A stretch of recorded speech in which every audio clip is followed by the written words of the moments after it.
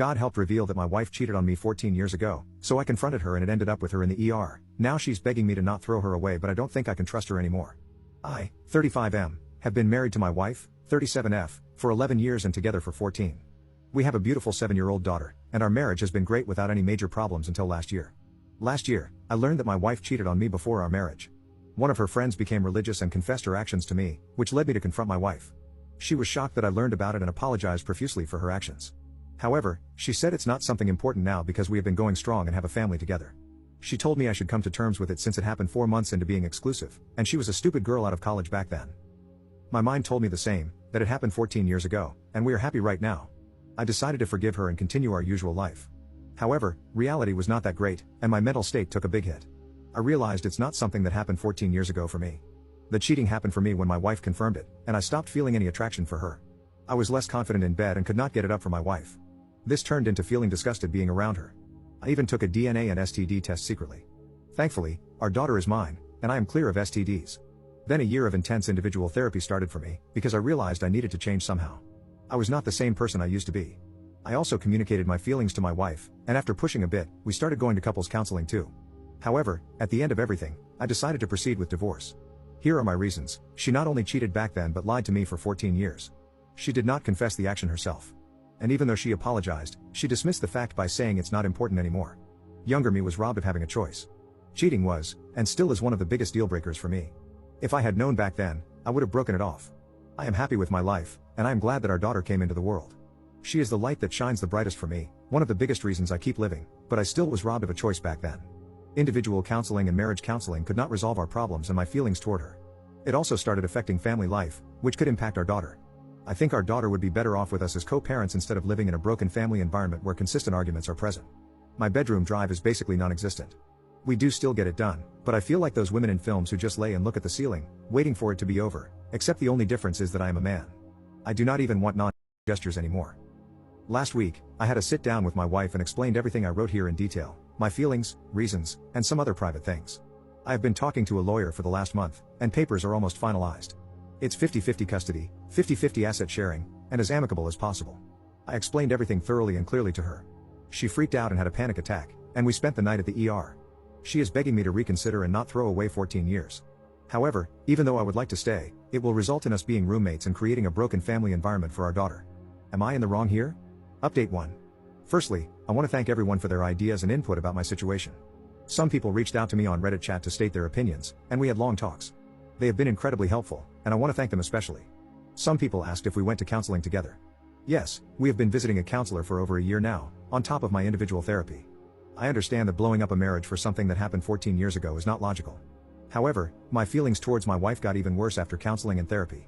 It started with not being able to trust her, which evolved into not wanting to, then not wanting non-gestures, and finally, I am not even comfortable being in the same space as her.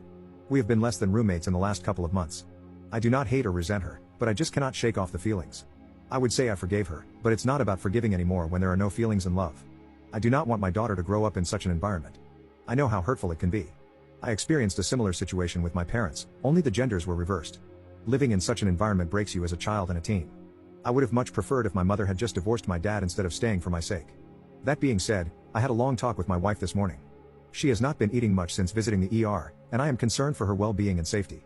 Some Redditors who reached out suggested considering separation before proceeding with the divorce to see if my feelings would change, and that is very logical, actually. I proposed this idea to my wife, and she was happy to hear it. I have an upcoming business trip to the Netherlands next week, and I am planning to extend my stay with my sister once I am back.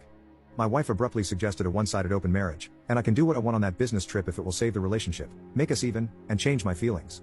I rejected it because it has nothing to do with that. Even if it changed something for me, it would devastate her to know I cheated on her in the future. It's not something easy to get over and not an easy decision. So that is all for now. We'll try separation for a while, and depending on the result, I'll make my decision. Thank you for all the help and opinions. My fiancé said that brides only wear white when they are pure, and since I am ran through, I shouldn't consider it. Now I'm considering running this wedding into the ground. So, I've been with my fiancé for 6 years, engaged for the past 8 months, and I've been doing most of the wedding planning, but my fiancé, let's just call him Ryan, will give his input here and there. About a month ago, Ryan out of nowhere said he was talking to some of his co-workers and thinks that I shouldn't wear a white dress. This was totally weird to me. Ryan is a very artistic guy, so I figured this was more about how the photos would turn out or something along those lines, but I was set on wearing white. I told him this, and I could see that he was annoyed, but he let it go. 2 weeks ago, I finally picked and paid for my dress, and this caused a huge argument. Ryan, again, came to me very annoyed. He asked to see the dress I picked, but I said no because I wanted it to be a surprise for our wedding day. He asked me to at least tell him what color it was, and when I said white, he threw a fit. I honestly do not see why this was a big deal. Almost everyone wears white on their wedding day. When I asked him what color he thought I'd be wearing, he told me I should wear red. Again, this was super weird to me. I asked him why I would wear red to our wedding, and he told me that brides only wear white when they are pure. For context, Ryan and I started dating when I was 21 and he had just turned 20. He still had his V card when we met, and I had only been with one other person, my ex-boyfriend of 4 years throughout high school. This caused a lot of problems in the first year of our relationship, and we almost did not continue dating because of how insecure he felt. After that first year, it was never a problem again until now, I guess. He went to his mom about all of this, thinking she would convince me, but she's on my side. 2 nights ago, Ryan, his mom, and I stood in our living room and argued about my bedroom life being represented in the dress. His mom stated that since he no longer has his V card either, maybe he should wear red too, and he burst out crying. Ryan is still stating that me wearing white would be deceiving all of the guests and that it is different for guys. This all has honestly made me question even marrying this man. I don't know if it's just because everything is so fresh, but I'm really disgusted by him. He's not even religious, so I know this is just about him still thinking about me losing my V card at 18 before I even knew him. I just needed to rant to anyone about how psycho this is. Update 1.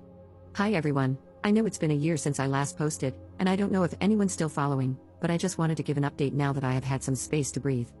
I will start by saying I did not get married. Ryan made that decision quite easy for me. I remember reading a comment that said I had to already be done with the relationship for me to move on so fast, and that statement was very true. As much as I want to be the bigger person and not slander Ryan, he deserves it. I won't get into all of our issues, but there are some big ones that I would like to address. The absolute deal breaker for me had nothing to do with the red dress, but instead was all of his little lies that built up through our entire relationship. Ryan is very smart, I can't take that away from him. We actually met because even though I am a year older than him, he graduated a year before me. We had mutual classes. For someone so smart, he always got caught in dumb lies. As far as I know, he never cheated on me. That was something that a lot of people assumed, but even now I don't believe it. There was never any big lie that caused massive drama, but rather a mountain of little white lies that always made me question why. He would lie to people about having allergies, he would lie about stopping for food before coming home, he would lie about losing weight. He would just lie about so many things that did not matter. My issue with this is I had absolutely no trust in the man over literally nothing. I never held him back from doing things, and he never asked permission to do things. So him going out of his way to lie about meaningless things really made me start to resent him. I do not think he ever talked to his co-workers about the dress, I think that was another lie. After telling him I did not want to be together anymore, I asked him about everything that happened surrounding the wedding. I got no real answers out of him, and to this day, I have no real closure. My best assumption is that he got sucked into his forums surrounding purity and made up a story to bring it up to me. Our breakup was pretty nasty since he talked about me a lot online. For the most part, I had support. No one ever reached out to me or threatened me, but it's still annoying having my feed filled with rumors that I cheated and broke up our engagement over nothing. There was a lot of name-calling as well. Apparently, I'm ran through, I'm fat, I let myself go, and I look miserable without him. Eventually, he stopped on his own as I never acknowledged any of it. Even with the online harassment, he never really fought to save our engagement. I was actually hurt by how he seemed equally as ready to part ways. We have had no contact with each other at all, but I do know that last month he actually got engaged again. All I know about the girl is that she is 23, a hardcore Catholic, and actually looks very sweet. For her sake, I hope they work out. I do not still talk to Ryan's mom, sorry to disappoint. She was very kind to me through everything, but for me to continue talking to her would be a bit weird. I still got a happy birthday text and a Merry Christmas. I did have a date 2 weeks after I called off my engagement, but that didn't go anywhere, and it was never meant to. For me, the date was just to see if I felt any guilt for moving on, which I had none. I had a huge career shift 2 months ago and am now living in Philadelphia, far away from all the drama. I'm happy with where I'm at, and he seems happy with his life. I don't think I'll ever have to interact with him again. I'm sorry for waiting so long to update, there was just never really a right moment. My lazy husband refused to get ready for my birthday dinner, so I left without him and it changed my life forever. It was my 40th, 40th birthday a few days ago, and we had a reservation for a table at a nice restaurant for 7 p.m. It takes about 20 minutes to drive to the restaurant, so I plan to leave the house at 6:30 p.m. to build in time for traffic and picking up my father. My husband, 43M, had decided to do some work on his car about half an hour before we needed to leave. At 6:30, when the kids and I were waiting by the door, he was still doing it. He hadn't changed and hadn't showered. I told him to get ready quickly, but it got to 6:50, and he still wasn't ready, so I decided to leave without him. He has a habit of always running late when we go out and is always the last one to be ready. I've brought it up multiple times before, but nothing has changed. I do admit that I can be a pushover when it comes to waiting for him, but I'm sick of having to put other things on hold to check if he is ready and being late for family plans. He was late for my mother's funeral last year. Usually, I can tolerate it since it only sets things back by 10 minutes at the most. But my birthday dinner was important to me, and I had been looking forward to it for weeks. Making us wait for 20 minutes was taking the mick. So I yelled out that we were leaving and left because I didn't want to lose the table since we would have arrived at about 7:20. I called the restaurant to let them know we would be late. We luckily still had our table, but my husband didn't show up at the restaurant, and when we got home he was mad at me. I told him that I was tired of him not respecting my time, and always making people wait for him, and that he could have made his own way to the restaurant. My father agreed with my decision to leave without him, but my kids were a little upset that he wasn't there to have dinner with us. Am I wrong for leaving without him? Update. It's been 2 weeks since the incident. My eldest had a school football match last week, a few days after I posted my original post. I planned for us to leave at 5 p.m. and, as per my resolution not to tolerate his tardiness anymore, left at 5 p.m. without my husband since he wasn't ready. Just like with my birthday dinner, he didn't show up. My youngest and I had a lovely time watching the match and supporting my eldest. He even scored a goal and his team won. Last weekend I met up with a couple of friends to catch up over lunch, and both my sons were going to their friend's birthday party on the same day. My husband was in charge of dropping them off since my thing began about an hour before the party. I told him a week in advance, the day before and before I left the house, that he needed to get the kids to the party on time. I even followed the advice of some comments from my original post and told him that the party began at 12:30 instead of 1, so that the kids wouldn't be late if my husband wasn't ready to leave on time. At 2 o'clock, I got a call from the birthday boy's dad asking if my sons were still coming to the party, and I also saw I had a missed call from my eldest. My husband had not taken them. I rang him several times and he wouldn't pick up, so I called my eldest and he answered the phone in tears. He said their dad was doing work on his car again, and when the kids asked him to take them to the party, he yelled at them and called them whiny brats. I said goodbye to my friends and went home to take my kids to their party. They were hours late. He didn't care that the kids felt humiliated and missed a good deal of the party, which also meant that their friend was upset with them. Something inside me snapped and I decided I was done. I've had a look at some of the literature and such that some of you recommended, and have talked to my dad about what to do next. I spoke to the kids as well, about the very likely possibility of their father and I splitting up. They weren't completely happy with it, which is understandable, but they agreed that it was the right decision. They said they had felt scared of their father on several recent occasions, and didn't trust him anymore, which was heartbreaking to hear. I haven't been happy for a while and neither have the kids, I now realize. In addition to my husband being late or not showing up at all, there are other issues in our relationship, and you have helped me realize the truth about his treatment of our family, and given me the strength I need to put a stop to it. I can no longer justify his behavior or make excuses for him. Along with being late to my mother's funeral, he offered no emotional support when she died, to either me or the kids, which should have been enough to make me seriously consider my marriage. Still, I'm glad it's finally happened now. A couple of days ago, I told my husband how I felt and sent him my original post. To be honest, I have no interest in marriage counseling, I just want to move on with my life. But I suggested he look into therapy for himself. I explained that it didn't feel like he was part of the family anymore, and that our sons and I were struggling with the strain in our marriage, and I'm sure he has too. It's not a healthy environment for me, my sons, or my husband, and I can't let my kids miss out because of their father's incompetence any longer. I told him that I wanted a divorce, as I'm sure many of you predicted, which he accepted. He told me that he no longer wants any involvement in anything to do with the family and will move out ASAP. My sons and I will go about our lives, and the soon-to-be ex-husband will go about his. I feel like a huge weight has been lifted off my shoulders. You're all my heroes and I will be forever grateful. Thank you. Am I a bad mom? So last night I put my 3-year-old down for bed and then got into bed myself. My husband wanted to stay up a little longer and play video games. At about 10 I got woken up by small tugs on my blanket. My son was having nightmares. I picked him up and laid him down next to me. He cuddled up to me and went to sleep. My husband finally came to bed around 11 and was mad to find our son in our bed. He woke me up and told me I needed to put him back in his bed because I'm spoiling him by giving him so much attention. My son only sleeps with me like 1 or 2 times a month, but totally would more if his dad allowed it. My husband told me to stop coddling our son because he isn't a baby anymore. I still feel like he's my baby and I need to protect him. He gets scared at night and just wants his mama. My husband also gets mad and says I need to stop giving him so much affection so he'll pay attention to his dad more. Am I doing something wrong? I don't feel like I am, I just want the best for my baby. I pushed for counseling with my husband, but he refused. He said he survived his childhood and a little rough parenting will do our son some good. I told him our son is 3 and doesn't need to suppress his feelings. We dropped it there. Yesterday he pushed me over the edge. My son was playing with some wooden blocks in the living room. At one point he got a bit too excited and threw one. It hit his dad. His dad started screaming and ran over to my son and him. I started yelling at my husband and told him he would never hurt my son again. He told me he deserved it. I packed a bag and my son and I are currently staying at my parents' house. I'm filing for a divorce. My son will not be hurt by his own father. The 3-year-old is oblivious to the whole situation. He's very happy to spend a couple days with grandpa and grandma. He is especially excited he gets to sleep in the big bed with mom. I can't help feeling like I'm wrong for this. Will this affect him mentally growing up? Am I being selfish by trying to take his father away? I love my son but I don't want him to grow up getting hit anytime he messes up. Update 1.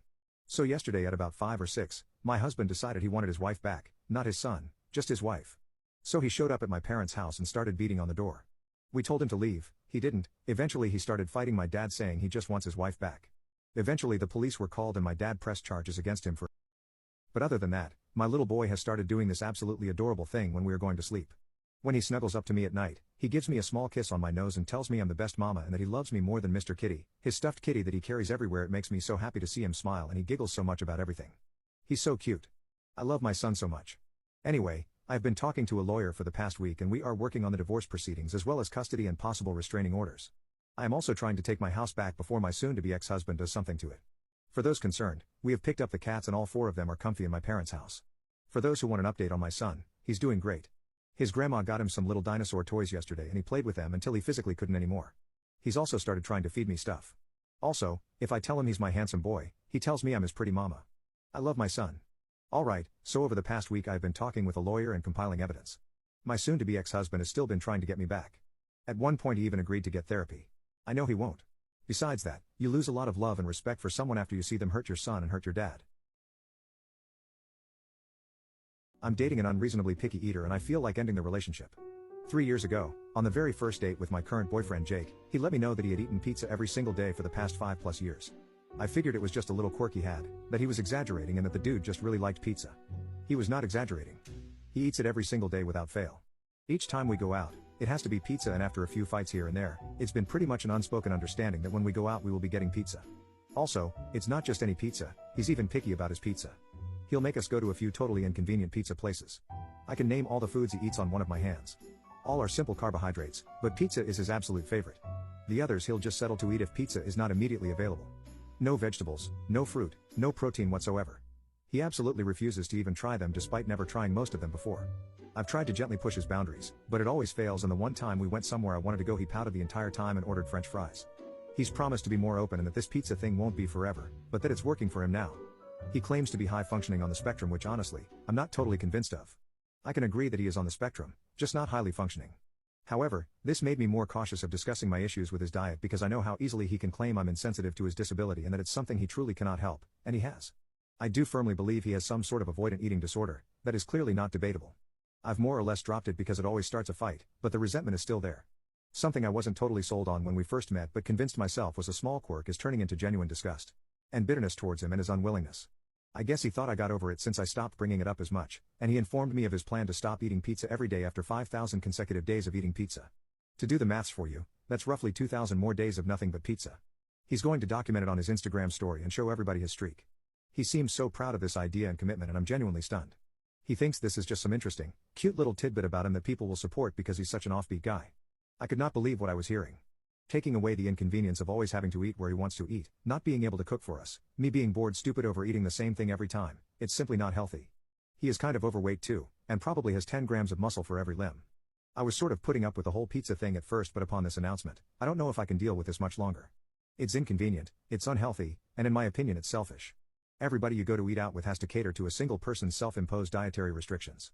He's going to Germany with his family for vacation and he's already mapped out the available pizza places he can eat at. It very well could be something he can't help, and he has claimed to be getting help through therapy with it but I'm seeing no progress and honestly I don't think he wants to and only says he's working on it to placate me. He talks about having a future with me and having kids, and there's no way I would even consider that if he continues to commit to this streak, for the fear of setting a bad example for our children's eating habits. We don't live together and only see each other about 3 times a week and the pizza thing is driving me crazy. He proposed moving in together and I immediately shot that down for the time being. If I can barely handle it now, I know living together would only amplify it. I've tried gently coaxing. I've tried showing him studies on how his diet affects his life and sets back the fitness goals he's always complaining about never reaching. I've tried fighting in anger only to be told I'm an a-hole because I need to accept him as he is and that he can't help it. Update 1. I decided to give it one last shot at broaching this issue with him and letting him know how serious it was to me. He needed help, and so long as I saw that he was trying, that was all I asked for. We were out to dinner, we obviously ate pizza, and he brought up his trip to Germany and how he would have to find a supermarket in order to stock up on frozen pizzas to keep his streak going. I was hoping to do it after the trip so as not to ruin his good time, but I figured now was as good a time as any. Maybe you don't have to continue the streak. Maybe you can just try new German cuisine without worrying about having to get pizza into your diet the entire time. Have you talked with your therapist about your avoidant eating? Him: no way. I have people depending on me to continue this streak. I don't want to let them down. Me: I don't think anybody really cares about this streak as much as you do, and frankly, I'm worried about you. This is really unhealthy and it's consuming your life. You're about to go on this incredible trip to Germany and the forefront of your mind is to get to a grocery store to pick up frozen pizzas. I think you really need to discuss this with your therapist again. We had a back and forth the rest of our meal about his diet and how it was affecting our relationship. He doesn't think it's a problem because his health is fine. He is literally overweight, and how I was being a busybody and needed to mind my own business. I let him know how this is my business because it affects me.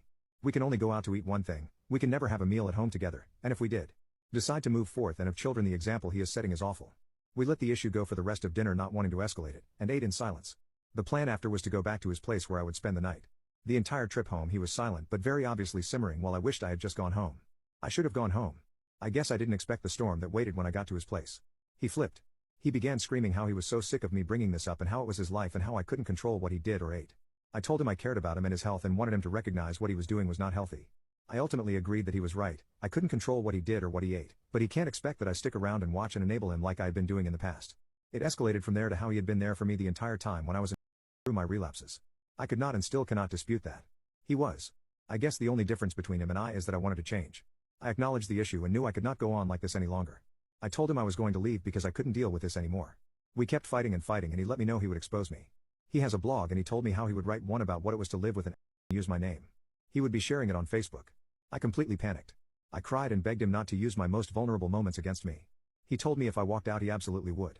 That was all I needed to hear. He was going to blackmail me. I think this snapped me awake to realize this isn't love. If I leave he's going to humiliate me on the internet to get back at me. That absolutely isn't love. So I left. I don't have many possessions there, but he can keep them for all I care. He emailed me a draft of the post and the subject was last chance. Let him post it. I don't care. I can't control other people, I can only control myself and how I react. I deactivated all my social media and I'm ready to move on with my life. It hurts that somebody I trusted so much would explicitly broadcast my past, but it's a learning lesson. As a teacher, what's the saddest thing you found out about one of your students?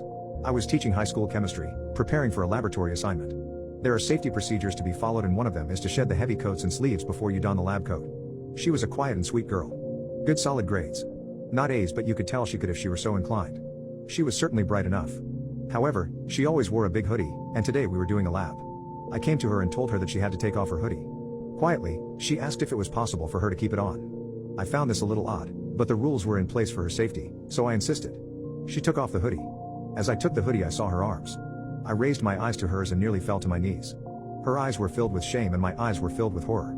I quietly asked her to join me in the hall and left my class. Once in the hall, I told her we were going to the assistant principal's office and she was not in trouble. I was concerned for her and worried for her well-being. As we walked down the hall, I began to cry. She started to look concerned for me, which is when I realized crying in front of her was unacceptable. I must show her strength and support. When we got to the assistant principal's office, I told the assistant principal about all over the student's arm from her. The assistant principal asked me to leave, but the student said she would be more comfortable with me in the room. What she told us was heartbreaking. She started by explaining that her mother was a user and had sold certain aspects of to pay for the. Due to her mother's condition, the student and her younger brother were. She told us how her mother had been in their bedroom for 4 days without or even a diaper for her little brother. This had been occurring for her entire childhood. It was all she knew. We contacted CPS, and they removed her and her little brother from their mother's custody. However, she had no relatives and was going to go into the foster care system. As a former orphan, it hurt my heart to think about this poor girl in the foster care system after having such a hard childhood already. I did the only thing I could think of. I asked her if she and her brother would want to live with me. She agreed, and I did my best to take care of them and show them the love that they had missed out on earlier in their childhood. It's been 6 years since then. Her brother is now a little third grader and as happy as can be, and she has just graduated college and wants to become a teacher. What is the saddest thing you've ever seen? When I was 12 years old, my sister, she was 16, she began to experience abdominal pain. She never really told anyone about it except me. We were super close, like inseparable close. She thought that it was just because of her periods. As the months started to grow, so did her pain. I was freaked out, so I suggested that we tell our mom, but she said that she didn't want to burden my parents. We were at a financial loss at that time. So after about 65 days she couldn't hold on, so she decided to tell my mom. My mom got an appointment immediately and we rushed to the ER, emergency room. My sister was wailing in pain. The docs over there took an ultrasound scan and then an MRI and a couple of other scans. At this point my mom and I were crying. That's when they revealed that my sister had pancreatic cancer and that it had crossed stage 3. My mom literally fainted right there. I was alone and scared, and I had heard about cancer only in stories and books like Fault in Our Stars. But when my sister was a victim I didn't know how to react. When my mom regained consciousness and calmed down, they told her that my sister was given a few painkillers and anesthesia for the time being and that we had to start with chemotherapy soon, but that they were not sure that it would work. My sister did not know that she had cancer. The doc explained it to her. Usually Mary face broke down. They started chemo and her beautiful black locks, which she was proud of, slowly began to fall. She was a person of positivity, so she told my mom that she wanted to experiment her hair. She had hip-length hair, which she cut it to a bob, then a pixie, and then finally shaved her head. We both shaved our heads together. She would never get a minute of sleep at night. On the 12th of December, it was my birthday, I ran home from school happily as my friends had given me a lot of gifts for my sister and me. My dad was there, my mom wasn't. My sister was at the hospital, so I asked my dad to drive me to the hospital as I wanted to give the gifts to my sister. My dad was looking really depressed, but he agreed. When I reached my sister's room, she was screaming out of pain. My mom was screaming for the docs. I went near my sister slowly. She smiled at me even with too much pain. Her last words to me were, "I love you, take care of Tiger, our 1-year-old dog, and Mom and Dad, it's time for me to see Grandma and Grandpa in heaven." She died at 16:07 p.m. on my birthday. I cried for almost a month and I still cry for her every single day, but not in front of my parents because I know that if I cry they will cry too. I hope she found a peaceful place. My husband has always wanted kids, but now that we have triplets, he hates their existence and makes them cry. Now he's talking up a new girl for a new life over his used wife. I, 35F, have been with my husband, 42M, for 8 years, married for 7. Due to a health issue my husband suffered, he developed fertility issues, and we had to get medical assistance to be able to have our children because if we didn't, he'd probably never have kids. So we did just that. We went through fertility treatments, even if it meant spending a fortune in doing so, because it would mean bringing in his own biological children into the world. He has wanted them for so long, so when I finally gave birth to our beautiful miracles, I thought he would be happy. Now, he's become cold, withdrawn, and constantly in competition with his own infant children. If I hold the children, he gets frustrated. Anytime they take my attention away, he gets completely pissed off. He's always in a foul mood, irritable, and just downright nasty. I don't understand it. Why is he like this? Our children are barely 6 months old, and they won't stop crying every time he's near. It's like they can sense his negativity.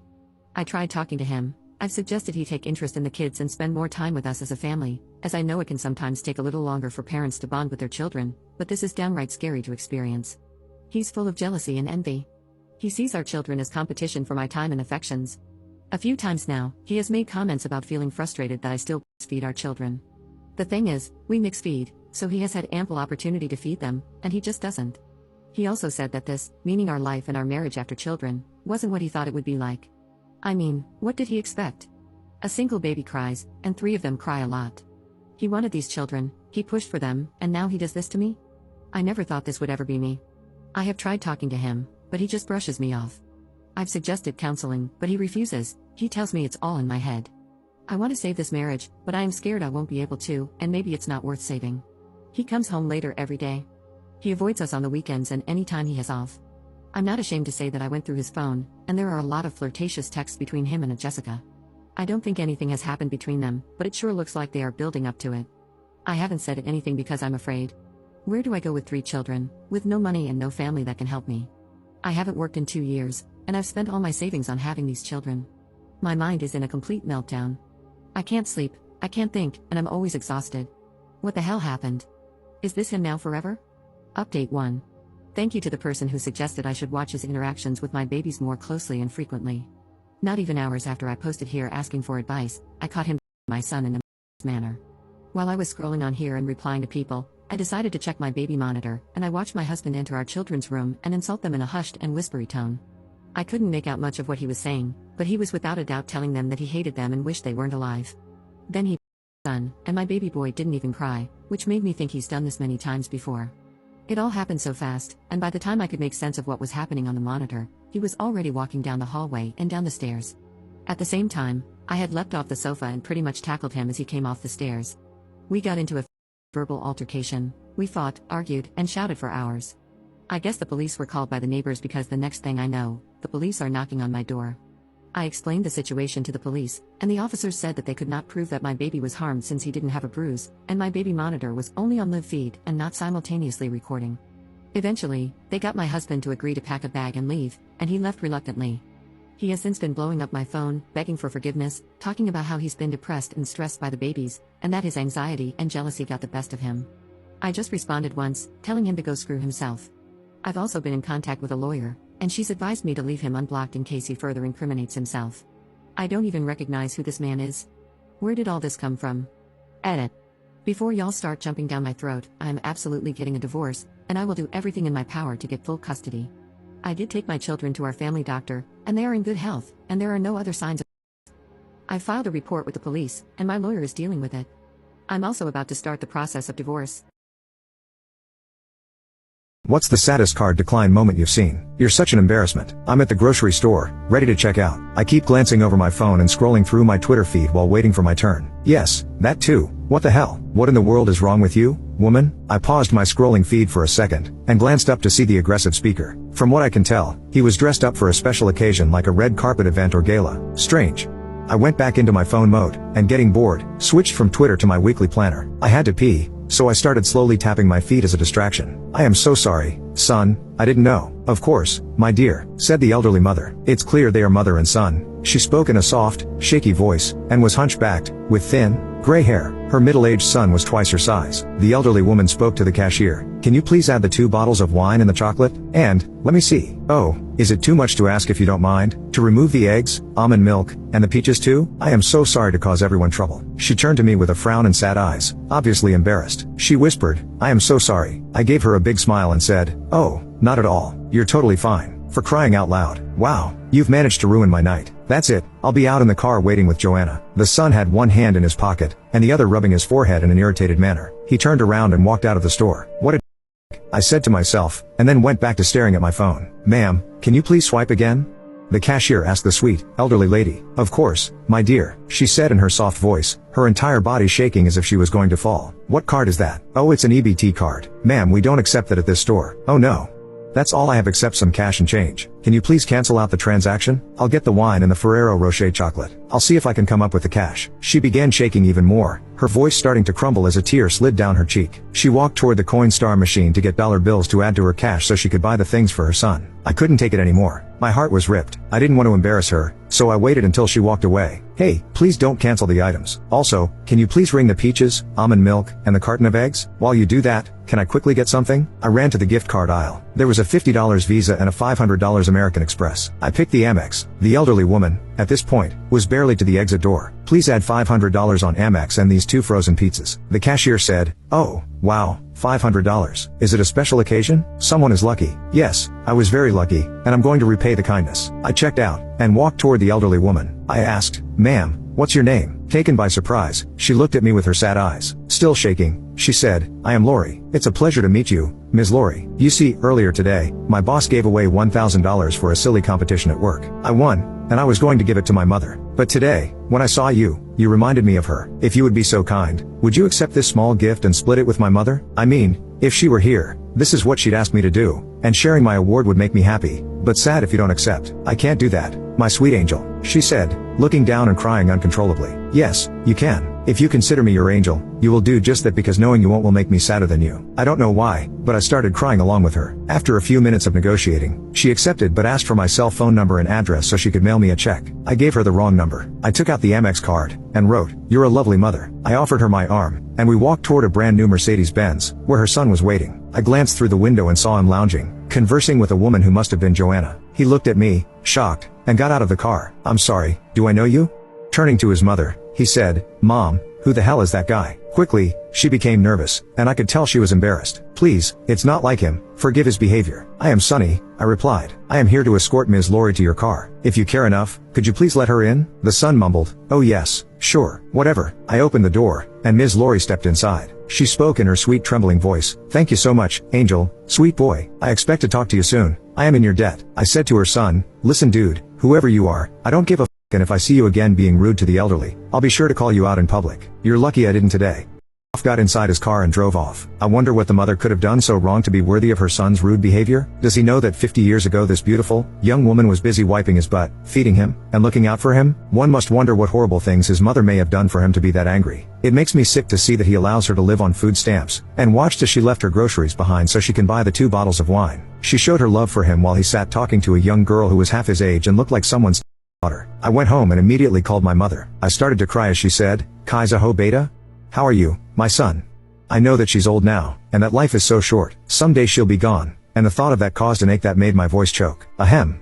"I am doing well, Ami, Mom. I just wanted to call to say I love you. That's all." I hung up and continued to cry. The truth to the matter is that there's no one like your mother, so spend time with her, love her, appreciate her, because you never know when this very moment can be taken away from you. I woke up in the hospital after my wife told me I was replaceable and stormed off. Now she's nothing like before and is completely infatuated with me. I, 30M, have been married to my wife, 29F, for 2 years, and we have known each other for 6. A few weeks ago, we had an argument, and during our disagreement, she told me that I am replaceable. After our argument, she went out with her friends. I have been dealing with some health problems for a while, and the argument stressed me out, leaving me nervous and unwell. I was alone in the house and decided to call the paramedics because I felt that something was really wrong. In short, I suffered a heart attack. In the hospital, they tried to reach my wife, but she didn't respond, likely still upset from our argument. She called later after coming home when she found out that I wasn't there. After learning of my condition, she came to see me and stayed with me the entire time, constantly crying and holding my hand. After being sent home, she did everything so I could recover faster. However, despite her efforts, I couldn't stop thinking about how she had told me that I'm replaceable. I constantly think about it, and I want to confront her about it, but I don't think I'm ready. I'm trying to understand why context matters. In what way or situation is it acceptable to call your partner replaceable? The audacity to even say something like that is beyond me. Edit. I will address some points here. We have no children. I have genetic health problems, and external factors also contributed to my issues. I have a higher salary than her, so I mostly pay the bills or buy things for our home. I mostly cook and clean. She does it too, but mostly me. It's not 50-50, more like 60-40. She isn't actively trying to me, I hope at least. I don't know if she's cheating on me. Let's also address the elephant in the room. We had an argument about our house and some issues with it. After that, we also discussed our priorities, careers, and at one point, the discussion was replaced by her venting and saying things not even related to the original discussion. I had no issues with her ranting about things until she told me that I'm replaceable. That was the end of the conversation, as I no longer wanted to talk. She finds my silence terrifying, but she didn't stay in the house for long after the argument. I don't know when she came home. I woke up in the hospital, and she was there. She kept crying and holding my hands. She didn't speak much, she couldn't. On a side note, some people in this comment section have some issues themselves. Some of the comments are just wild and horrifying. Edit. I've decided to separate for a month. We will go to a counselor and speak maybe 1 to 2 times a week. If she cares about me, she will accept it and do everything she can to improve our relationship and marriage. If she starts playing around, going out on dates, or if I suspect her of cheating, I will end it. There won't be any forgiveness or second chances. I will make an update post sometime in the future. Many of you reached out and offered support and advice, so I think the least I can do is provide you with the update. Thank you all very much. Update 1. As promised, here's an update on my situation. I won't go into much detail, just the most important things. Physically, I'm doing great. I've started working out again, although at a slower pace than before, but with time, it will get better. Separation really helped me a lot. Firstly, I might sound selfish, but I only worried about myself, so I did everything for myself. At first, it was a different feeling. I felt alone for the first time in a really long time, and I needed a few days to get used to it. After I got used to it, it was actually quite nice. I got to do whatever I wanted, whenever I wanted. I bought myself a lot of things, redecorated a bit, changed some old things, and honestly, I liked it. There was no stress, no arguments, no problems. It was peaceful and quiet. I also got myself a cat, and the two of us get along really well.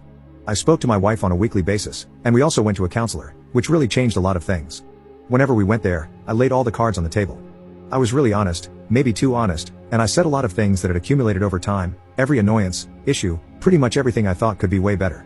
My wife took the separation really hard. It was really bad. For the first few days, she was fine, or she pretended to be, but as time progressed, it was clear she wasn't doing well. What I did was whenever we went to a counselor, I focused only on trying to figure out my marriage and issues with it. But as soon as I left the counselor, I checked out. Like a switch, I didn't want to bring any of it home and disturb my peace. My wife also started individual therapy for her own mental health and issues that have been present for some time. I asked her if she cheated on me, and honestly, I expected some outburst of rage or yelling, but there wasn't any of it. She was really sweet and told me no, and that she understands why I might think that, and she offered her phone and her social media accounts for me to check. For some reason, I decided to be a jerk, and I told her that maybe she deleted and covered her tracks, and she has no proof of anything. Again, no yelling or anything, just a really sad look in her eyes. I realized that I went too far, and I apologized. Time passed, and I decided to let it go. So I told her that I forgive her and that I will give her another chance. Honestly, I wanted some form of revenge, but while revenge might be sweet, everything after it is bitter. I also told her that I won't forget her words. Anyway, she came back to my house, and everything changed. No longer am I doing most of the stuff, she now works just as hard, maybe even more than me, and she doesn't allow me to do certain things, much to my annoyance. We will continue going to a counselor for a little bit longer, and she is still going to her individual therapy. While I liked being alone, I truly missed her. I missed her hair, her smile, her eyes, and now I find myself looking at her and paying attention to everything she does. I guess separation made us appreciate each other way more than before. Maybe we took each other for granted, and we didn't value each other until we split. I think we fell in love again. I can't describe it, but each hug, each touch feels different, like it radiates with sincerity and love. As for the future, I'm planning a trip in secret as a surprise, so we can go out of town for a few days, just the two of us. Time alone really helped me relax and not worry about unimportant things. I focused on myself and what I want my marriage to be, and my life. So now, I'm going to work towards that. We really learned to communicate much better than before, we became much more open toward each other, more vulnerable. I think it will help us going forward. I guess after all, it turns out that I'm not so easily replaceable. I, 27 am, facing divorce with my wife, F31, of 2 years, been together for 6, because I pointed out it's not biologically possible our newborn is ours. I, am 27, and my wife, F31, just had our son few days ago. We've been living in different countries for about a year because of work, having a long-term relationship. At the start of when we started long-term, our relationship went sour and we separated for a few weeks, no contact, it was me who dumped her. After a few weeks passed, the feelings of regret got a hold of me, and I contacted her and said I want to patch things up, and we can save our marriage. It took a bit of convincing, but since we already had a pre-booked holiday in Spain, we agreed to take it. We had a great time, like in the beginning of our relationship, had sex also, even though it wasn't like it used to be. After the holidays we flew back to our respective countries. After we got back I tried convincing her again to work on our relationship, but the nice holiday woman was gone, and she was full of rage for hurting her. In a fit of rage she said to me over a video call that it's not possible to fix anymore, because she had already been with someone else. That broke me completely, and I hung up and didn't speak with her for close to a month. After a month passed I cold resist myself and sent her an email of all my feelings and everything the relationship ever meant to me. She replied and said we need to talk. We had a call and she said she was pregnant, she said it was from holidays. I asked how do I know it's mine, she said she had lied about being with someone, because she wanted to hurt me and it's up to me if I want to be there for my kid and fix our relationship or not. Of course I do, even if the cheating part was correct, as long as it's my child I want to be part of his life. The first ultrasound placed the date of gestation 1 day before her flight to Spain, and about 4 days before we actually had sex, which was a little worrying, but it was not a red flag at the time. Over the next few months our relationship got better and we patched things up. I visited once for a few weeks for gender reveal, and we made plans for me to take 2 months off for the delivery. Delivery got closer and I flew over. Everything was fine, we spent a Christmas and New Year enjoying the last stretch of pregnancy, and I tried to support her with best I can. After the birth when they released us from hospital, I had to take photocopies of the papers that the hospital gave us, and that's when I saw it, my kid's blood type was AB positive. Both me and my wife are A positive, we've been tested, and it's on our ID cards. So unless it's a medical error or a super rare case of chimerism, it's not possible. I kept it to myself for a few days, but I was dying inside, and my wife noticed my changed mood. After a while I couldn't keep brushing her off and tried to explain to her that I saw the papers and it's not biologically possible, or it's a medical error. I never directly said the kid is not mine or she cheated. She blew up in rage, kicked me out of our home at midnight in a country I have no one, and said she doesn't want me near her baby, and never to see me again, and not to speak to her family either. We haven't been to register the birth yet and I'm not on the birth certificate yet. Before she kicked me out I did take samples for a discrete paternity test that I submitted today. I'm not sure I took enough material for the test though. I will find out in 10 days. I'm completely shattered. Was I wrong to doubt my son and ask about it? Update. So a lot of people have been quick to judge our previous relationship as toxic for the whole duration, and misunderstood some parts of it apparently, so I will give you a quick backstory. We met in Australia 6 years ago, both as foreigners. The relationship developed fast and in 3 months we were living and loving together. We had arguments, of course, over silly things like who would cook while the other one made the bed etc., but it was probably the most amazing time of my life. We could talk about everything in a civilized way, even if we didn't agree. It stayed like that until mid-2021, world was in a pandemic, and Australia was the most locked up place of them all. My wife's aunt, my mother-in-law's twin sister passed away from the virus. My wife was always close to her, so she decided to leave pretty much overnight and leave everything behind, including me and the life we had built over the years. I wasn't ready to leave so soon, so I stayed for another 6 months to finish the lease, save money and sell the things we had and go after her. For clarity, at that moment, it was impossible to re-enter Australia for non-citizens, so her decision was permanent. I love her, so I wrapped my life up and went after her to her home country, Colombia. I'd never been before and it was a big change for me. Everything from language to culture to family relations was completely new for me. We got married in April 2022. I'd made up my mind about marrying her a year before. I wanted it to be special. After the first few months the excitement faded and I started realizing that I can't live in Colombia permanently. I just didn't get used to it all. The arguments got stronger and our relationship dynamic shifted. It got to a point early 2023 that I decided for partially financial reasons, partially because I was unhappy with where I was living, to go to work in Europe, where I had great professional opportunities and I didn't need any paperwork. The plan was for her to follow after I've settled in, so we didn't plan to stay a long-distance relationship. Now we get to the dumping part of our relationship that people are quick to judge me for, and it's true. I did say to her the words, "I don't see a way for both of us to be happy, let's take some time, and we can talk after we've had time." It was after she cut all contact with me for 2 weeks, over a fight we had over stupid things. She just said go live your life and I will live mine, and blocked all channels of contact with me. So yeah, in theory I did dump her, but it wasn't an I'm over you bitch, see you situation. Now we get to the part of pre-holiday. The silence lasted a few weeks, after that I caved. I missed her. And I can see for some of you that time would mean f***ing and drinking.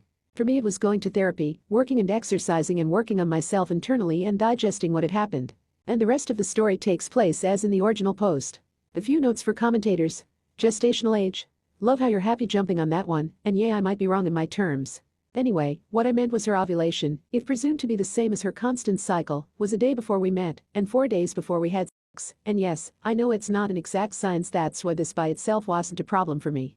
And it's also not the core of the story. Why did I confront her, and not just take the paternity test? That's exactly what I planned. I knew she won't agree to paternity testing if I asked her, and to just say I want one would be really strong, and would end up in a show. I did take one discreetly and planned not to say anything until I had the results. However, that same night she kept begging me to tell her what's wrong, and why I'm so thoughtful. I suppose I can't hide when something bothers me. She was calm and lovely, so I said, I will tell you if you promise you won't be angry. So I explained to her that the papers don't match, it's not biologically possible for us to have a baby with that combination. I didn't say she cheated or the kid is not mine. I tried explaining to her that it could be a medical error or they could have changed the babies. She wasn't having it and exploded, yelling for me to get out, and that she doesn't want me near her baby, and that I don't believe that the child is mine. I tried explaining that it's possible, and with what she has said to me previously about him having another guy, I can have my doubts. She couldn't see my point of view and demanded that I leave. Why I say she cheated? Because from our first days of relationship, we had an agreement of complete monogamy, and that it would never be forgiven for either if they slept with another for any reason. She also swore after we met on our holiday that she hadn't been with anyone. That's why I took it so hard later on when she confessed in a fit of anger that she did. You can call it what you want, but in our agreement that was cheating.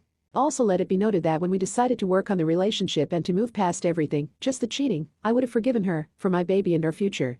And some of you were right to point out, the relationship has been toxic at times, especially over the last 2 years when our circumstances and situations have been in constant change. Don't worry, any of you will come to similar turbulences in your relationships. Not that long ago I didn't expect to be in this situation either, yet here we are.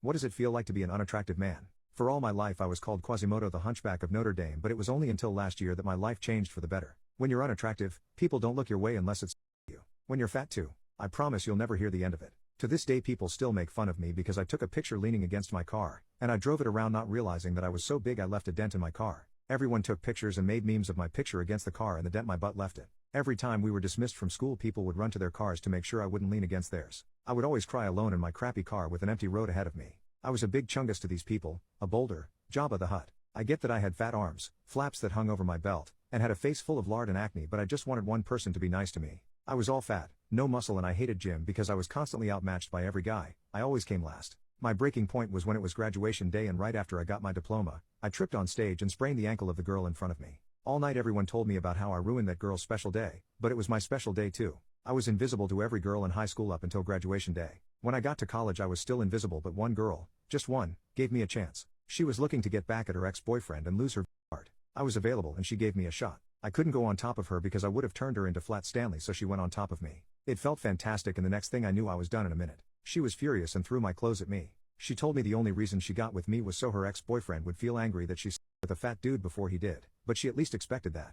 I'd last at least 10 minutes. When I finally won, the universe spat in my face. That right there Was my canon event, and I promised if something like this happened again I'd just eat myself to death. I hated my self-depreciation. I wanted to feel human again. For a couple of weeks, I planned a diet, got a gym membership, and I was ready to change my life. I started my diet and cooked my own meals. I hated how dry chicken breasts were, and sometimes I'd gag with how much water I was drinking. I was working out and the muscle building wasn't the worst, but doing cardio 2 times a day made me hurl in the gym bathroom. On one end I thought I was doing things right. I was taking zinc, ashwagandha, and 5 other vitamins. But my friend immediately advised me not to. He's a pretty guy and had no problem pulling girls, so he knows his way around this kind of stuff. He told me instead of shoving all those vitamins down, to just take base Shilajit since it did everything I needed and spiked up my testosterone. I was hesitant because I didn't believe in any miracle supplements, but I can proudly say that base Shilajit woke me up in the morning with a heart on. My nightly cravings went away, so I stopped overeating. For my diet, I did some light fasting to speed up the weight loss process so I wouldn't have to keep on downing so many chicken breasts. In only 6 months, my face was slimmer and I could see my jawline for the first time since elementary school. My man were clearly smaller and I stopped wearing hoodies to hide my bread loaf of a belly. I didn't avoid looking at myself in the mirror every morning anymore. Though the weight loss was incredible, the thing that surprised me the most was how much the base Shilajit made my harder. When my stood up straight, it stood up taller than ever. It was so big it hurt to think about Addison Rae when I wore jeans. I finally became licensed and equipped to go to town. My parents saw how much weight I was losing and helped pay to get me new clothes cause mine could fit Peter Griffin. When I was shopping I got my first ever taste of pretty privilege. When I was buying clothes at Aeropostale, the goth cashier asked if I worked out and complimented my chest. After some light flirting she wrote her number on my receipt and left it in my bag. A couple of days later a girl at Chick-fil-A called me cute and gave me a free cookie. Maybe I'll go back one of these days and see if I could eat her cookie. Later on, I was given extra scoops of Panda Express orange chicken by a girl. With my world changing around me, I never thought this was all possible. I finally felt pretty and other people were starting to recognize it too. Even though everything was opening up to me, all I could think about was the goth cashier, so I called her up. I took her out on a go-karting date and I finally faced my greatest enemy. She took me back to her place and she told me to ruin her. I ripped off her clothes and I was finally on top and I didn't have to worry about squishing her. I lasted 40 minutes in bed, she 3 times and I had so much energy. Silly. I'm not sure if I want to be in a relationship yet though, because there's other out there for the taking. I made my grand return back to social media and started posting my weight loss in other subreddits and on Instagram. Everyone from high school couldn't believe my weight loss and how attractive I got. I was getting hundreds of likes on my posts and in my DMs I had a bunch of apologies from everyone in my graduating class. There was a handful of girls that wanted to meet up with me for coffee and others wanted to jump right to bed with me. The most unexpected surprise was the girl whose ankle I sprained during graduation. We're meeting up soon and I'm gonna press my foot down on her back when we get wicked. It was like I was living someone else's life. It was incredible. Had I known pretty privilege was this amazing, I would have been attractive years ago. Edit. So many of you have been asking what I did, so I'll lay it out simply. I did the OMAD diet, took base Shilajit to increase my testosterone levels, and I followed Colin the Creator's workout routines. I promise if you stay consistent with this you'll go far. I'll see you on the other side. I've been ghosting my fiancée after she lied to the police and got me put in jail for the night, just to protect her male best friend. I'm not sure I can forgive her. My fiancée, 25 female, and I, 28 male, just got engaged 2 weeks ago. We've been together for 5 years now. 3 weeks ago I came home from work exhausted. When I arrived home, I saw her and her friend Mike sitting at the dining table. I went over to my girlfriend, kissed her on the cheek and dapped up Mike. I didn't really think too much about him being there since I know him really well and he's known my girlfriend since they were little kids. I just asked him if he wanted a beer or something, but he refused, stating that he was here to talk to me. I was confused at first, but when I looked at their serious expressions, I knew it was something serious. I grabbed a beer from the fridge and sat at the table as well. They started talking about how close me and Mike were getting over the last few years and stuff. I just sat there flabbergasted. I didn't understand what they were trying to get at. I think me and Mike were sort of social buddies. If we were both attending the same social gathering, of course I'd hang out with him, but I never really hung out with him alone or made separate plans with him. I just told them to stop rambling and to get to the point. I was exhausted and really didn't want to beat around the bush any longer. My girlfriend asked me if it was okay if Mike could stay over for a few weeks since he recently got fired and evicted from his place. I told him of course he could stay as long as he didn't make a mess and contributed to the household chores like taking out the trash, etc. He got up and gave me a tight hug and thanked me. Little did I know this man was a filthy alcoholic. The first week things weren't that bad. He just kept to himself, did the chores I asked of him, and it was fun having someone in the house to watch basketball with. After that first week, things took a massive turn. I started seeing empty beer cans everywhere, his dirty socks stuffed into our couch and stuff. I confronted him about it, but he just apologized and told me it wouldn't happen again. I told my fiancée, but she told me to cut him some slack since he was going through a tough time and he would get better. It only got worse. I started seeing dried up vomit on our toilet seat, and that's when I suspected he was an alcoholic. I started seeing empty bottles of rum, whiskey and vodka everywhere. I kept mentioning it to him, but he always gave the same response as before. My fiancée couldn't care less either, and that pissed me off even more. 5 days ago I came home from work and my apartment reeked of alcohol. I just lost it. I stormed up to the guest room and found him drinking beer on the bed. I just went off on him. My girlfriend came over and tried to calm me down. But I didn't budge. I told him he has 2 days to clean my apartment and to get out, otherwise I was going to call the cops on him. I guess he didn't like what I said one bit. He just got off the bed and charged at me. All I remember is him ramming me into the wall behind me and me hitting my head against a sharp object. The next thing I know, I see an officer pointing a flashlight at my face.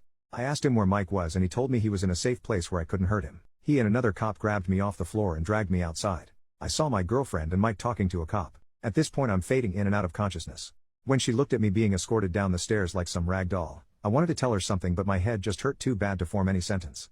I got put in the cop car and was driven to the station and put in a holding cell. I kept asking them why. All they responded with is "I have right to remain silent" bull crap. I remember just sitting in the jail cell with my head feeling like it was going to explode any second while trying to make sense of what just happened. I remember dozing off and at some point and being woken up by a cop. He told me I was lucky they didn't press charges on me and I was free to leave. My headache felt much better at this point so I could actually form sentences. I asked him to explain to me what happened. They told me they received a phone call from my fiancée claiming I was drinking again and got really violent and her friend had just subdued me to stop me from hurting her. I was so confused. Like who was drinking and who got violent? He just told me the same story again. I was beyond pissed at this point. As soon as I got my phone back, I texted my dad to come pick me up and to drive me to my apartment. He tried to pose questions as to why I spent the night in jail and I just told him to drive me home. I'll explain later. Once there I just stormed upstairs to see if my front door was unlocked and to my surprise it was, and my now ex-fiancée was sitting on the couch. I could tell she had been crying since her mascara was running down her face. She jumped up and tried to hug me but I just pushed her off me and told her to get the hell out of my apartment. She tried begging and pleading but I told her to shut it and to pack a few essentials and to get out.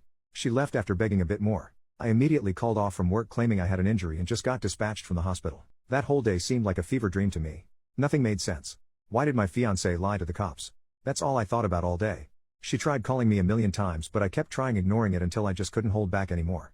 I picked up and told her to explain everything and to not dare even think about lying to me. She ended up telling me that after Mike knocked me out they both started to panic. She was scared of calling the cops on Mike since he was already on probation and this would probably end up destroying his life. She told me in the heat of the moment she made a stupid decision to claim that I tried to attack her and Mike protected her and accidentally knocked me out. Her reasoning being I could afford it since I didn't have a criminal record and Mike did. I didn't want to hear any more and just hung up. She texted me all kinds of apologies and tried to call many more times but I was done. After I started randomly throwing up I went to the hospital the day after and found out I had a concussion and would be forced to stay home for the next month. I'm beyond hurt by this. Why would she choose her friend over me? Why did she try and ruin my life to try and save her friends? She tried coming over several times a day but I never even dared to answer her. I've blocked her on everything but today I got a text from her mom claiming she tried to yesterday and was in the hospital. All she wanted was to see me again. This has made me sort of regret ignoring her. I haven't responded to her mom or anyone for a fact. The only people besides those involved who know are my dad and mom. My mom is taking care of me at the moment. I'm really conflicted. On the one hand I feel like hurting her for what she did, but on the other hand I still love her and feel like she made a genuine mistake. I don't want to feel any more pain. My life is a mess and by erasing the last 5 years of it probably would just make me I don't want to see the love of my life being buried over me ignoring her. I don't want to force my poor mother to be my free caretaker for a month. I feel like it's my fiancé's responsibility now. I'm so done with everything. I'm literally glued to a bed all day and my laptop and phone are the only things keeping me sane. I start randomly getting panic attacks and start shivering uncontrollably. Please, what should I do? Should I allow her to come see me? Am I wrong for ignoring her? I just found out that my terrible dad who has neglected me isn't my biological father. Today, I called him by his name and he was crushed. I am the oldest of 4 siblings. I have been treated like the black sheep in the family for as long as I can remember. On birthdays, I never had any, just a cupcake from my mom and no presents. I wasn't allowed to have friends over. Christmas was never something I looked for at most because I would only get some socks while I had to look at the presents my dad, aunts, uncles, and grandparents gave my siblings. New bikes, the latest fashion clothes, phones, game consoles, games, you name it, they got it. I was never allowed on family trips and vacations. I was left behind to stay with my grandparents, who were strict on everything I did, and sometimes, they would just call on someone else to pick me up while I was supposed to stay with them. When I was at home I mostly stayed in my room and studied. It didn't matter how well I did in school or sports, my dad showed no interest. Yesterday, I came home from work late, tired, and just wanted to go to bed. I opened the door to hear my mom arguing with my dad and aunt about me. I could hear my aunt saying I should be more grateful to my dad. Then they saw me in the doorway and stopped. My mom and dad looked like they had seen a ghost, while my aunt announced, and in comes the bastard. I was shocked to hear her say that. I know she did not like me and mostly ignored me when we were in the same room. But I got angry and asked her to repeat what she said. My dad quickly stopped her, but no, I wanted to know why I should be grateful for it. So I asked what was going on. No one said anything for a while. So I asked again and became grateful for being ignored, neglected, and abandoned while my siblings were spoiled and played happy family with dad. As soon as I said dad, my aunt shouted that I was not his son. I was shocked by what she said, and I asked my dad if it was true. He looked at me and just said I am sorry. I don't know what to say. I looked at my mom and she said nothing. I left my room and just started crying. Later, my mom found me on the floor shaking and crying. She helped me up and stayed with me until I fell asleep. I woke up this morning and called in sick. I barely left my room today. I feel like everything I have done to make the man I call dad proud or just to acknowledge me has been a waste of my life. On Thursday, before I left for work in the grocery store, my father, whom I will refer to as Richard, called out to me, and I responded by saying, "Yes, Richard?" He looked confused because I had always called him dad before. After a bit of silence, I asked what? Quite bluntly. He didn't respond and told me it was nothing, so I went to catch the bus. When I got home late in the evening, my mom wanted to know why I called her husband by his first name. I told her he never treated me as anything closely as a son, so why should I call him dad anymore? She had no answer, and she told me he was hurt by it. I wanted to scream when she said that. I told my mom that I couldn't get over the fact that for all these years how I had been treated and neglected by Richard and his side of the family. And she watched it happen, and I need to know why. She started to tear up and just told me how sorry she was and kept on saying "I am so sorry" over and over. It hurt me in that moment to see my mom cry, and I tried my hardest to keep my emotions in, and I asked her again why. After some time, when she calmed down, she told me what happened. She got pregnant with her ex and he abandoned my mom. She got a job at a cafe house, and there she met Richard. He was a regular customer and they got to know each other. Richard asked her out, and even though she told him she was pregnant, he didn't care at the time. Richard's parents were not happy about the idea that their son was dating a pregnant woman. They made plans to get married soon after I was born. Richard never showed any interest in me when I was born, but my mom lived with the hope that one day he would. After hearing all of that, I didn't know what to say for a while. I asked her why Kay was hurt by me calling him his first name. For the past few years, he has been living with this guilt and he has been afraid to confront it. So when I called him by his first name, he realized that he had lost me. Then I asked her why I was left with people who abused mentally and emotionally while they went on trips and vacations. She was shocked to hear about the physical and asked me about it. I told my mom that I never said anything at the time because I was afraid of Richard's family members. My grandparents would scold me loudly when I was younger. My aunt never spoke to me unless she needed a favor, only to then go back to ignoring me and told me to stay in the guest room. When I was 14, my father took the family on a 2-day trip to Croatia. He left me with his older brother. He asked me to go to the store to buy some stuff. And of course, I said yes. When I came, he opened the door, took the bags, and locked me out of the house. I sat there crying until they had all finished with their dinner, and then he let me in. She cried the whole time while I told her everything. She told me how sorry she was. She knew they didn't like me, but this was just hate. After the conversation, she asked if I was going to move out and where. I told her I was planning on it and that I would not tell her because I didn't want them to know where I would be staying. She started to cry again. And again. It hurt to see her cry. The conversation was long and lasted for several hours, but these are just the main points. After that, I went to my room to clear my head and think. About an hour later, someone knocked at my door. It was Richard. It was the first time since I can remember he ever entered my bedroom. He looked around for a bit. He looked shelf where I kept all of the awards and trophies from school and sports. He was both surprised and sad when he saw the medals from when I did track and field and played football. He stopped when he saw the small man of the match award and picked it up. He held it for a while and started to tear up. He put it back and sat down on the bed. Neither of us said anything for a while. I asked if Mom had told him what we had talked about. He was still tearing up and slightly nodded his head. I asked him if he was aware of how I saw him, and he nodded again and whispered yes. So you know the extent of what our parents and siblings have put me through. He looked me in the eye and asked if it was true. I said yes, and he just started full on crying. After a while, he stood up and hugged me. This was the first time he had ever hugged me and cried in front of me before. I just hugged him back and started to cry. He didn't want to let go, and he said how he was sorry for the pain he put me through, for the years of neglect, for treating me like an outsider, and he begged me not to move out. When he finally let go, he asked to be given a chance. I told him that maybe with time I could forgive him and Mom, but they had to earn it. But I won't forgive his family for the things they had done. He was hurt by it but accepted it. For now, I am not moving out. Our friend paid the group dinner bill, but she just sent my wife a Venmo request for $1,100. The birthday dinner for our friend came to a robbery amount of $540 per person. My wife and I received an invitation to celebrate a friend's 40th birthday in a major city. Due to my work schedule, we could only attend one of the 2 scheduled days. We anticipated the dinner to be extravagant and pricey, given the occasion, as our friends have high-paying jobs and enjoy indulging themselves. We met everyone at a fancy restaurant for dinner, only to discover it was a family-style 6-course meal. When the bill arrived, our friend's wife covered the entire amount on her card, leading us to assume that it would be split among the attendees later. While we expected it to be costly, we were initially fine with it. Afterward, we went for drinks, stayed at our hotel, and drove back the following day. However, today our friend's wife messaged us, revealing that the total bill, excluding tax and gratuity, divided among the 13 of us, amounted to $540 per person, totaling $1,100 for my wife and I. We had estimated a high-end expenditure of perhaps half that amount for both of us, thinking more along the lines of $300 in total, given the quality of the food. I am somewhat offended by the lack of prior communication regarding the exorbitant cost of the dinner. How should I handle this situation? Edit 1. We are accustomed to spending a considerable amount of money when socializing with these friends, often ranging from $250 to $300 per couple for an evening. However, a dinner costing $1,100 is unprecedented for us. Edit 2. We did not anticipate the host covering the dinner expense. Based on previous experiences with this group, we expected to pay for our own meals and drinks. The host, however, paid the bill with her card when it arrived, and that surprised us.